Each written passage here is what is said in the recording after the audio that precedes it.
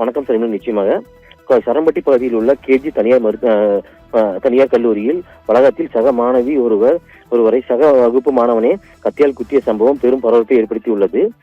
சரம்பட்டி பகுதியில் உள்ள கேஜி தனியார் கல்லூரியில் பயின்று வரும் 17 வயதுடைய மாணவி ஹன்சிகா மீது அதே வகுப்பில் பயிலும் ஆர்எஸ்புரம் பகுதியைச் சேர்ந்த ஹர்ஷவர்தன் என்ற மாணவன் அந்த மாணவியை ஒருதலைபட்சமாக காதலித்து வந்ததாக கூறப்படுகிறது. இந்நிலையில் இன்று வழக்கம் போல் கல்லூரிக்கு வந்த மாணவியிடம் காதலிக்குமாறு வற்புறுத்தியதாக கூறப்படுகிறது. அதற்கு மறுப்பு தெரிவித்ததால் ஆத்திரமடைந்த ஹர்ஷவர்தன் மறைத்து வைத்திருந்த கத்தியை எடுத்து அந்த மாணவியை குத்தியுள்ளார். இந்த மாணவிக்கு வெட்டுக்காயம் ஏற்பட்டுள்ளது. இதை கண்ட சக மாணவர்கள் மற்றும் பேராசிரியர்கள் உடனடியாக மாணவியை மீட்டு அதே கல்லூரி குழுமத்திற்கு சொந்தமான கணபதி பகுதியில் உள்ள கேஜி மருத்துவமனையில் முதலுதவி சிகிச்சை அளித்தனர்.